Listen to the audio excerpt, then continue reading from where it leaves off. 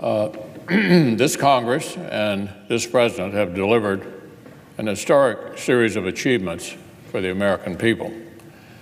We took an axe to the red tape holding back our economy. We used the Congressional Review Act a record 15 times to pave the way for job creation. After years of broken promises to our veterans, we delivered VA reform legislation to begin giving our heroes the more accessible care, greater choice, and workforce training they deserve. We confirmed outstanding judges to the federal bench. We advanced efforts to address the opioid crisis. And of course, we passed the most significant tax overhaul in a generation. Already, tax reform is increasing take-home pay for American workers.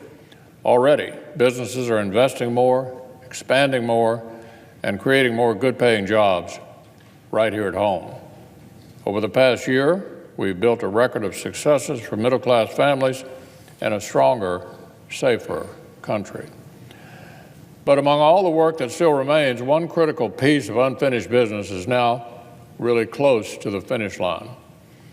If we act now, we can start rebuilding our military and provide our troops the training and equipment they need to defend the homeland and protect the American people.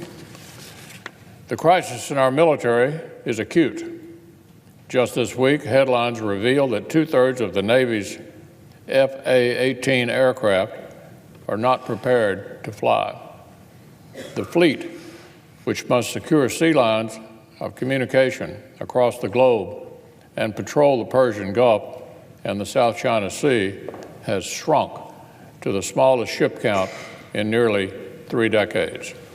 We've become too reliant on special operations forces and radically drawn down our conventional force structure. This has not been lost on China or Russia.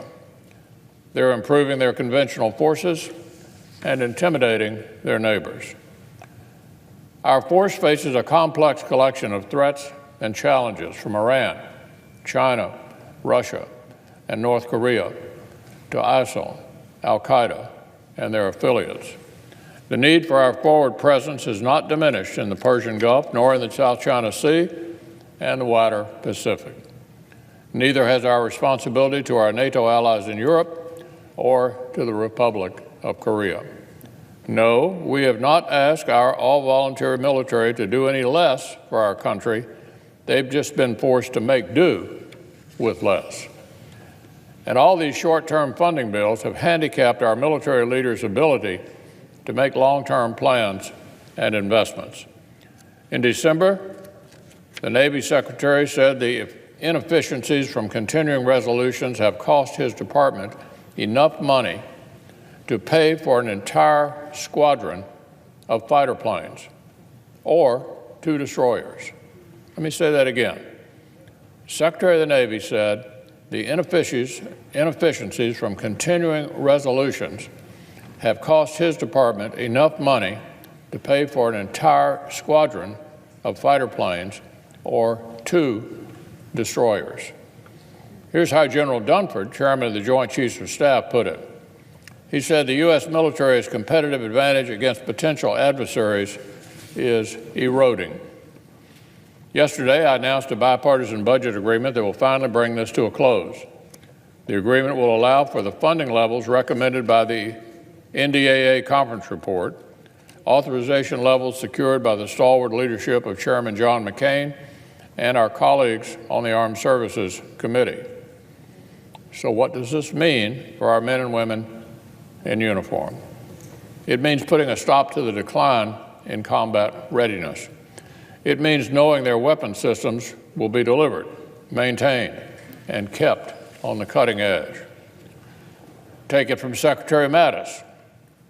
Yesterday, he explained just what this agreement will do. Here's how he put it.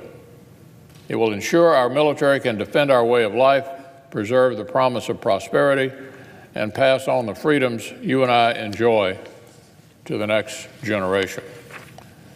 Our volunteer service members aren't the only Americans this agreement will help. It also builds on the progress we've made for veterans and military families by providing for better care and helping cut the VA's maintenance backlog. It offers reinforcements to families on the front lines of our nation's struggle with opioid addiction and substance abuse. According to the CDC, opioid overdose deaths increased five-fold just between 1999 and 2016. On average, this epidemic takes more than 100 American lives every single day. This agreement provides for new grants, prevention programs, and law enforcement initiatives to bolster existing national and state efforts. And the legislation secures relief for families who are still struggling to rebuild in the wake of last year's spate of natural disasters. This provision was only made possible by tireless work from several of my colleagues. Thanks to the leadership of Senator Cornyn, to Senator Cruz's advocacy for Texas, and to Senator Rubio, who led on behalf of Florida and spoke up forcefully for the people of Puerto Rico, help will soon be on the way. And the agreement also provides for new investment in our nation's infrastructure, a shared bipartisan priority. Now, I'm confident that no senator on either side of the aisle believes this is a perfect bill. But I'm also confident this is our best chance to begin rebuilding our military and make progress on issues directly affecting the American people. This is a bill for brave Americans serving our country, including the many service members based in my home state of Kentucky. They deserve the pay raise we promised them and the confidence that when they leave our shores, they're combat ready. This is a bill for our distinguished military commanders who have sounded the alarm on sequestration more times than any of us can count. This is a bill for our heroes who've come home.